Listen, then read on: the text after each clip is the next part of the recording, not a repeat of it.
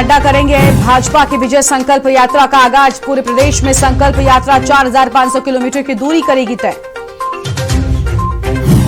अंतरविभागीय badminton प्रतियोगिता का आगाज। मुख्यमंत्री पुष्कर सिंह धामी ने किया प्रतियोगिता का शुभारंभ। खुद भी बैडमिंटन प्लेयर खेलकर बढ़ाया हौसला।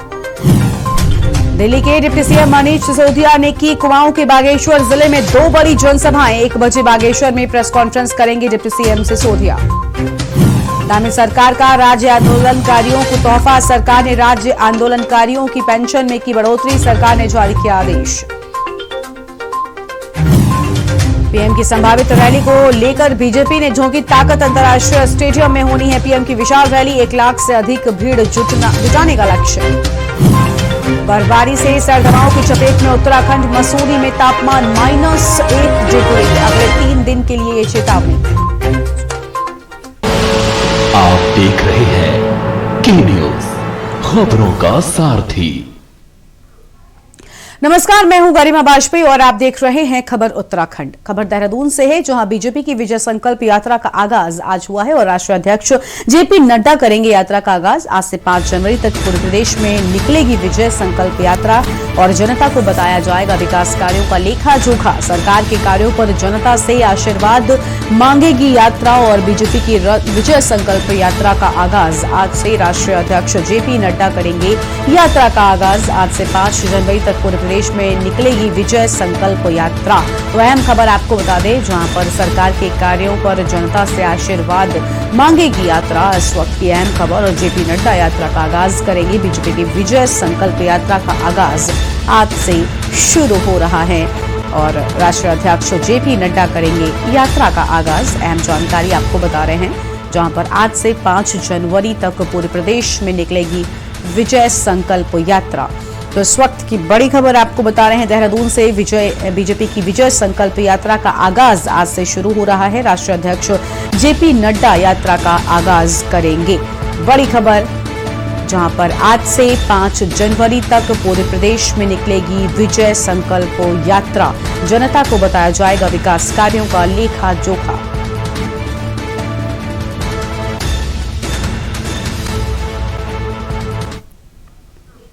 और देहरादून में 7वें अंतरविभागीय बैडमिंटन प्रतियोगिता का आगाज। सचिवालय बैडमिंटन क्लब ने किया प्रतियोगिता का आयोजन और मुख्य अतिथि के रूप में सीएम धामी ने शिरकत की है।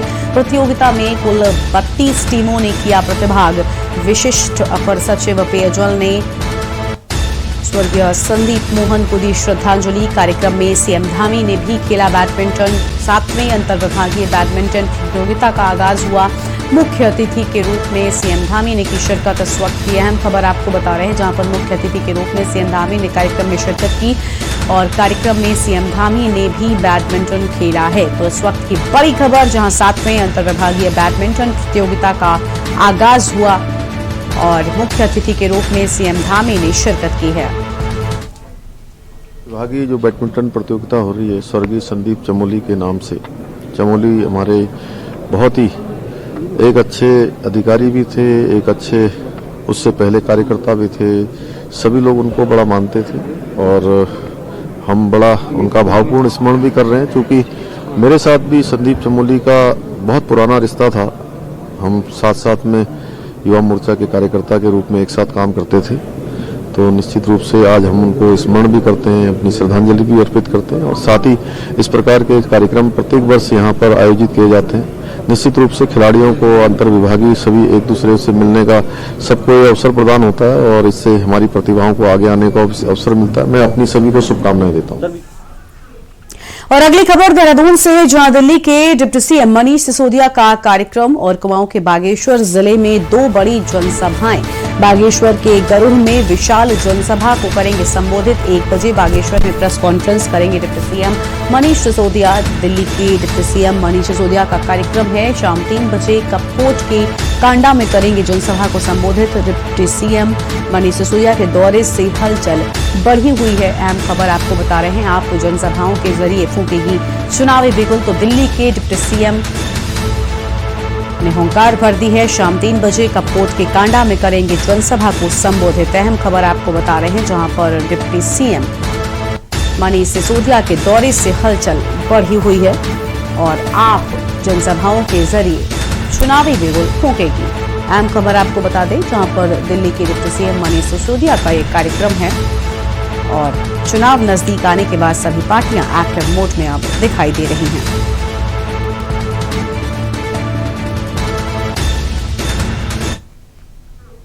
और अगली खबर डोईवाला से, जहां ठंड का प्रकोप लगातार बढ़ता जा रहा है। सुबह आसमान में छिपा रहा सूरज और पाला पड़ने से फसलों पर भी असर दिखाई दे रहा है। आग का सहारा लेने को मजबूर हुए हैं लोग। जॉलीग्रांट एयरपोर्ट पर भी सुबह की उड़ान प्रभावित हुई। ठंड का प्रकोप लगातार बढ़ता हुआ दिखाई दे रहा है। सुबह आसमान में कोहरे की चादर में छिपा रहा सूरज और पाला पड़ने से फसलों पर भी असर साफ तौर पर देखने को मिल रहा है।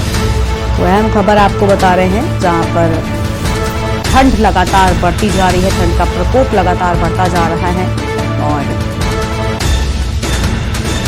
तस्वीरें भी आपको हम दिखा रहे हैं, जहां पर पाला पड़ने से फसलों पर भी इसका असर साफ तौर पर देखने को मिल रहा है। सुबह आसमान में कोहरे की चादर में सूरज छिपा रहा है और लगातार बढ़ रही ठंड लोगों के लिए परेशानी का सबब बनी हुई है।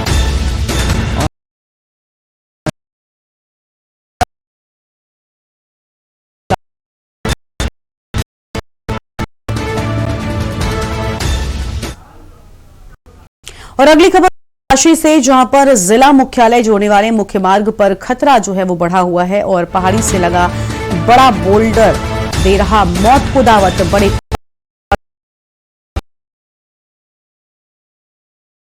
आवागमन, उच्च अधिकारियों, स्थानीय प्रशासन का भी आगमन और राष्ट्रीय राजमार्ग अधिकारियों से स्थानीय कर चुके हैं शिकायत के बाद भी नहीं ली जा रही है सुध।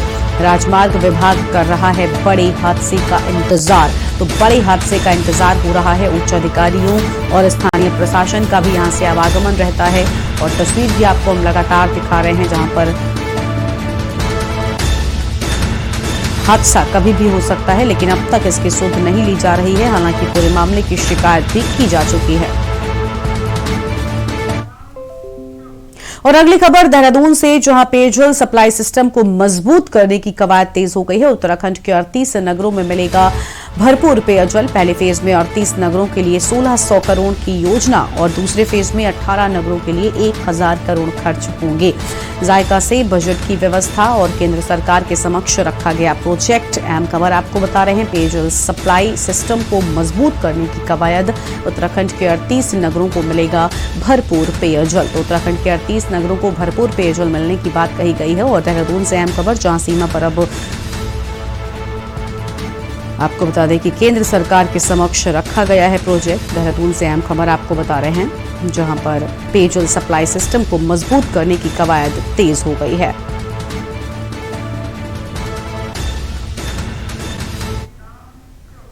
और अगली खबर भी देहरादून से, जहां सीमा पर अब हाईटेक कैमरे काटेंगे चालान। जी हां, बाहरी राज्यों के वाहनों के चालान अब हाईटेक कैमरे करेंगे और पहले चरण में आशरोड़ी, कुल्हाल और नारसन, चिड़ियापुर चेकपोस्टों पर ANPR कैमरे लगेंगे। सीमा पर अब हाईटेक कैमरे काटेंगे चालान। 1 दिसंबर से बंद है RTO चेकपोस्टों पर और मैनुअल चेकिंग अब 1 दिसंबर से बंद है। सीमा पर अब हाईटेक कैमरे ही चालान काटेंगे। बाहरी राज्यों के वाहनों के चालान अब हाईटेक कैमरे काटेंगे।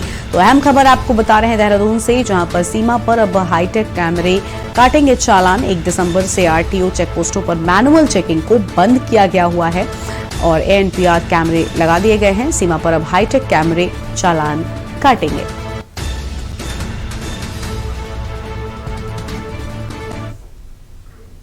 लालकुआं विधानसभा क्षेत्र के गौलापार स्थित अंतर्राष्ट्रीय स्टेडियम में प्रधानमंत्री मोदी की होने वाली प्रस्तावित रैली को भव्य बनाने के लिए भाजपा ने पूरी ताकत झोंक दी है, जिसको लेकर आज भाजपा पदाधिकारियों ने एक बैठक आयोजित की और जिसमें कार्यकर्ताओं को ज्यादा भीड़ जुटाने का जिम्मा दिया गया है। तो वहीं भाजपा पदाधिकारियों ने रैली में 1 लाख से अधिक भीड़ जुटाने का लक्ष्य बनाया है।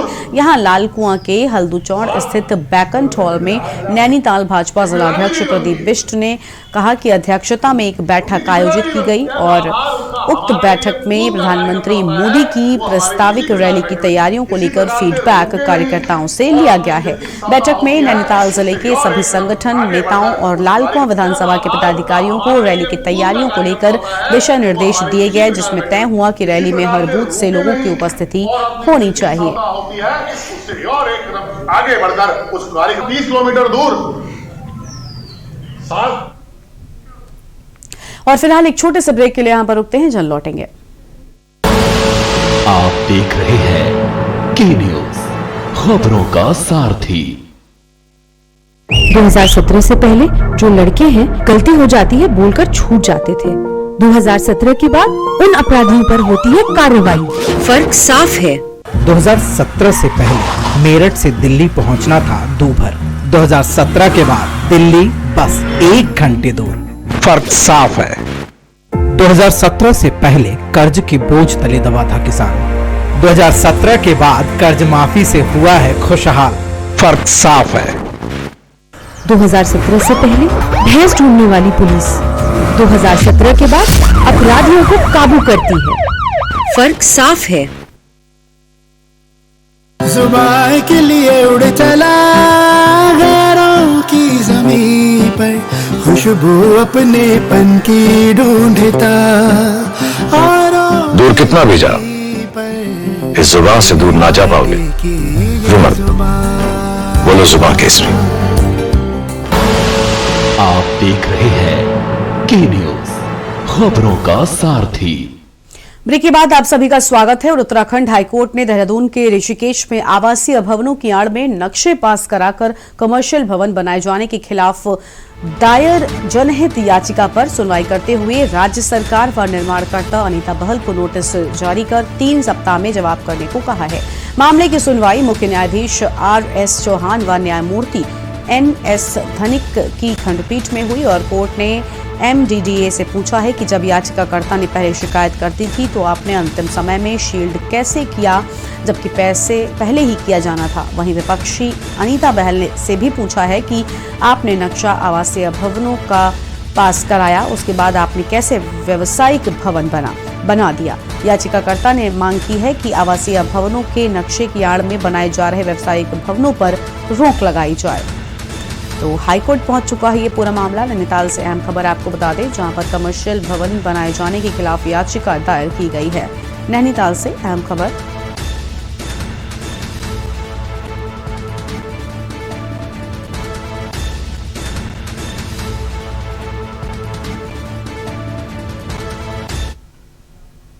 ऋषिकेश में आजकल एक काम बहुत जोर शोर से चल रहा है कि नक्शे आप आवासीय में पास कराइए और बना दीजिए उसमें कॉमर्शियल बिल्डिंग।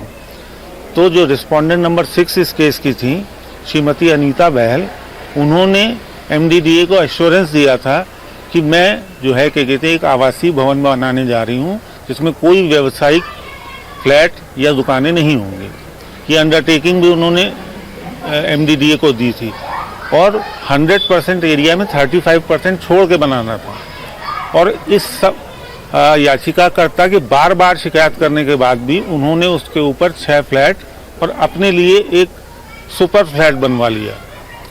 और जो है क्या कहते हैं ये भवन पूरा जो है क्या कहते हैं आवासीय न होकर के कॉमर्शियल हो गया, जिसका प्रसंज्ञान जो है मुख्य न्यायाधीश महोदय और न्यायाधीश धनिक साहब ने लिया और जो है सरकार को नोटिस करते हुए रिस्पोंडेंट नंबर 6 अनीता बहल को भी नोटिस कर दिया कि आप कारण बताएं कि आपने कैसे MDDA के जो है रूल्स का वायलेशन किया। और जो है MDDA को कहा गया है कि आप बताइए कि याचिकाकर्ता की बार बार शिकायत करने के बाद भी आपने अंतिम समय में इसे क्यों सील किया, और वो सील भी फॉर्मेलिटी, वो सील भी खुल चुकी है। रुड़की क्षेत्र के कानपुर में समाजसेवी व वरिष्ठ पत्रकार उमेश कुमार के आह्वान पर भारतीय इंटरनेशनल क्रिकेटर सुरेश रैना रुड़की पहुंचे और ढंढेरा में महाराणा प्रताप कॉलेज में हेलीकॉप्टर से उतरकर रैली लंढौरा पहुंची, जहां पर जनता ने उनका भव्य स्वागत किया और रोड शो निकालकर जनता का अभिवादन किया। इस दौरान सुरेश रैना को देखने के लिए हजारों की भीड़ उमड़ी। आपको बता दें कि उमेश कुमार के आह्वान पर इससे पहले यहां पर इंटरनेशनल क्रिकेटर मोहम्मद शमी पहुंचे थे। वरिष्ठ पत्रकार उमेश कुमार ने बताया कि अब कानपुर खेलेगा भी और जीतेगा भी।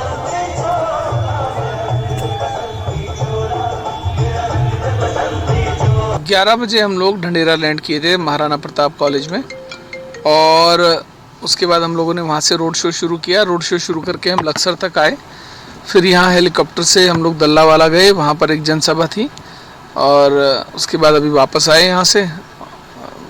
पब्लिक में तो उत्साह था ही, क्योंकि सुरेश रैना हमारे बहुत प्रख्यात क्रिकेटर हैं, देश दुनिया में उनका नाम है, हमारी शान है। तो युवाओं में ख़ास तौर से बहुत उत्साह था और अच्छा लगा। और फिलहाल एक छोटे से ब्रेक के लिए यहाँ पर रुकते हैं, जल्द लौटेंगे। आप देख रहे हैं के न्यूज, खबरों का सारथी। जिन आंखों के सपने सुरक्षित हो वो चेहरे मुस्कुराते ही हैं, क्योंकि इनको है एक अच्छे भविष्य का भरोसा। और इन जैसे 3.5 करोड़ लोगों को अच्छे भविष्य का भरोसा दिया है भारत सरकार द्वारा शुरू की गई अटल पेंशन योजना ने। आप भी इनकी तरह अटल पेंशन योजना में पंजीकरण कराएं और 3 लाभ के साथ 60 वर्ष की आयु के बाद आजीवन गारंटीकृत न्यूनतम पेंशन पाने के हकदार बने। अटल पेंशन योजना के तहत पंजीकरण के लिए अपनी बैंक शाखा या डाकघर से संपर्क करें। खुदी को आजमाया है तो ये अंदाज आया है, खुदी को आजमाया है तो ये अंदाज आया है। तुम में भी मैं हूं, शुद्ध प्लस पान मसाला। अरे तो क्या हो गया, अगर राह चलते लड़की छेड़ देते थे, अंधेरा होने पर लड़की निकलेगी तो छेड़ी तो जाएगी। एक जमाना था कि माँ बाप शाम होते ही अपनी बेटी के बाहर निकलने पर पाबंदी लगाने को मजबूर थे, पर इन्हें तो दमदार काम करना है। सारे प्रदेश की लड़कियों में इन्हें अपनी बहन बेटी नजर आती है। एक लड़की क्या छेड़ दी, इनके कलेजे पे सांप लौट गए। बैठो बेटा जीप में, थाने में चलकर नागिन डांस करवाते। मैडम गलती होगी मैडम। 2017 के पहले राह चलती लड़कियों को छेड़ना जो अपना हक समझते थे, 2017 के बाद उन पर काबू पाने से बहन बेटियों की सुरक्षा में जो फर्क आया है वो फर्क साफ है।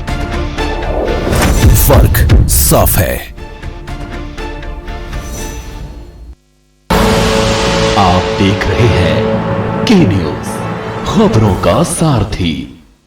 ब्रेक के बाद आप सभी का स्वागत है और खबर लक्सर से है, जहां खानपुर के दल्लेवाला गांव में स्वीकृत राजकीय कन्या महाविद्यालय का नाम रानी धर्म कुंवर राजकीय महाविद्यालय कर दिए जाने के विरोध में ग्रामीणों ने धरना देकर आंदोलन की शुरुआत कर दी। और ग्रामीणों का कहना है कि विधायक के इस कारनामे से क्षेत्र में जातिवाद को बढ़ावा मिलेगा और आपसी तनाव भी बढ़ेगा। ऐसे हालातों में तमाम ग्रामीणों में आक्रोश है। ग्रामीणों का कहना है कि उनकी बस यही मांग है कि महाविद्यालय का नाम केवल राजकीय कन्या महाविद्यालय ही रहे। इस बाबत शासन प्रशासन के अधिकारियों को पत्र भी भेजे गए हैं।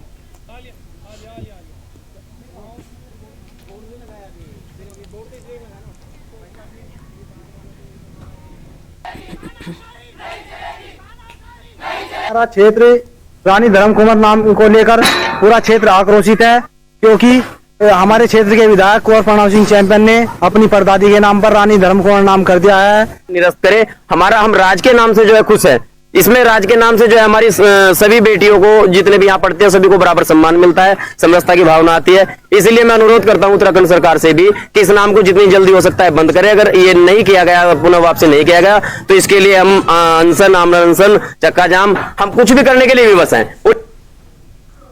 और खबर डोईवाला से, जहां सरकारी हॉस्पिटल का निजी हॉस्पिटल से अनुबंध समाप्त कराने की मांग और हॉस्पिटल को पुनः सरकारी संरक्षण देकर उच्चीकरण कराने की मांग को लेकर यूकेडी लगातार आंदोलन कर रहा है। तो वहीं यूकेडी के आंदोलन पर शासन प्रशासन की अनदेखी से नाराज आंदोलनकारियों ने सरकारी हॉस्पिटल के गेट पर ताला लगाकर अपने गुस्से का इजहार किया। यूकेडी के आंदोलन को अन्य दलों के साथ सामाजिक कार्यकर्ताओं का भी मिल रहा है। उत्तराखंड क्रांति दल जिंदाबाद, हम तुम्हारे साथ हैं। उत्तराखंड क्रांति दल जी के द्वारा भी उन्होंने जो आश्वासन दिया, मौखिक आश्वासन था कि इसका अनुबंध निरस्त कराएंगे, लेकिन लिखित में ऐसा कोई अभी तक आया नहीं।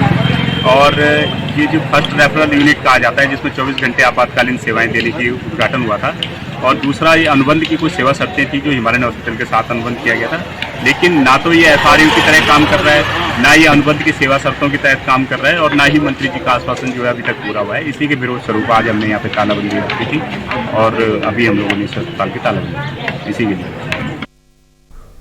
जनपद पौड़ी भ्रमण के दौरान देहरादून में हुई राहुल गांधी की रैली के संबंध में प्रदेश के उच्च शिक्षा मंत्री धन सिंह रावत ने कहा कि राहुल गांधी की रैली से कुछ भी बदलने वाला नहीं है। उन्होंने कहा कि सभी लोग देख रहे हैं कि धीरे धीरे पूरे देश में कांग्रेस पार्टी सिमटती जा रही है और लोग लगातार भारतीय जनता पार्टी को चुनकर आगे भेज रहे हैं। उन्होंने कहा कि एक बार फिर से लोगों ने मन बना लिया है कि मोदी जी के नेतृत्व में एक बार फिर से प्रदेश में भाजपा की सरकार बनाई जाए।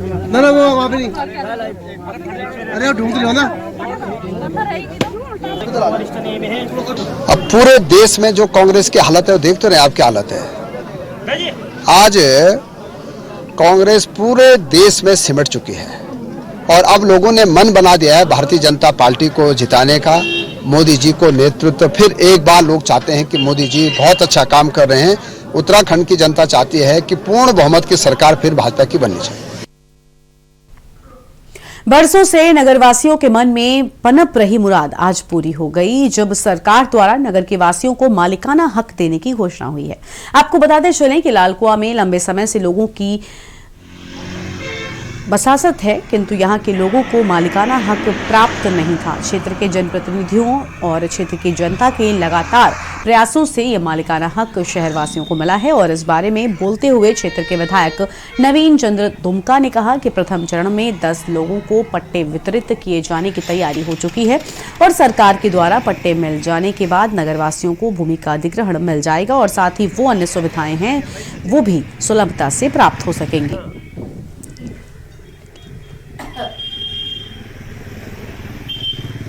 नगर पंचायत की लीज निरस्त भूमि पर बसे हुए लाखवा निवासियों की लंबे समय से इस भूमि के मालिकाना हक की मांग थी, जिसका जीओ पूर्व में भी जारी होते रहा। लेकिन जब मैं विधायक बना तो मैंने इसको अत्यंत गंभीरता पूर्वक एक लक्ष्य निर्धारित कर यह तय किया कि मैं विनियमितीकरण अपने कार्यकाल में अवश्य कराऊंगा। इसी क्रम में लगातार शासन से संपर्क, लगातार माननीय मुख्यमंत्री से निर्देशित कराने और इसकी विसंगतियों को समय समय पर दूर कराने के बाद अंतिम रूप से जिलाधिकारी महोदय नैनीताल ने यह सुनिश्चित किया कि वे इस प्रकरण को अपने स्तर पर निस्तारित करने का निर्णय करेंगे। उत्तराखंड में 2022 में विधानसभा के चुनाव होने जा रहे हैं और जिसको लेकर के सभी पार्टियां राजनीतिक रंग में रंग गई हैं और रैली और रोड शो भी शुरू हो गए हैं। आपको बता दें कि धर्मनगरी हरिद्वार में बीजेपी के राष्ट्रीय अध्यक्ष जेपी नड्डा विजय संकल्प यात्रा को हरी झंडी दिखाकर रवाना करेंगे। तो वहीं भारतीय जनता पार्टी के प्रदेश अध्यक्ष मदन कौशिक ने हर की पौड़ी स्थल पर विजय संकल्प यात्रा को लेकर मां गंगा का पूजन किया और कहा कि उत्तराखंड में 41 एलईडी रथ को 41 विधानसभाओं में रवाना कर दिया गया है और कल विजय संकल्प रथ रवाना किया जाएगा, जो कि एक हरिद्वार से और दूसरा बागेश्वर से शुरू होगा, जिसका आज हमने गंगा पूजन किया है। 41 एलईडी रथों का भाजपा का झंडा दिखाकर 41 विधानसभाओं के लिए उनको रवाना किया। उसके बाद जो विजय संकल्प रथ है जो कल गढ़वाल में शुरू होगा, आज हरिद्वार में उसका पूजन हुआ हर की पौड़ी पर, मां गंगा का आशीर्वाद लिया। दूसरा रथ आज ही हमने बागेश्वर के लिए रवाना किया वहीं से।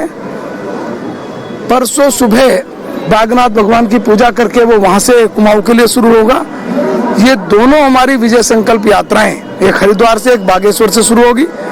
गढ़वाल की यात्रा का समापन हम उत्तरकाशी में करेंगे और जो बागेश्वर से शुरू करेंगे उसका समापन खटीमा में करेंगे।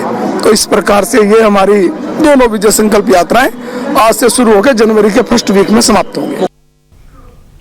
और फिलहाल खबरों के इस बुलेटिन में इतना ही। बाकी की तमाम बड़ी खबरों के लिए आप देखते रहिए के न्यूज़ इंडिया। नमस्कार।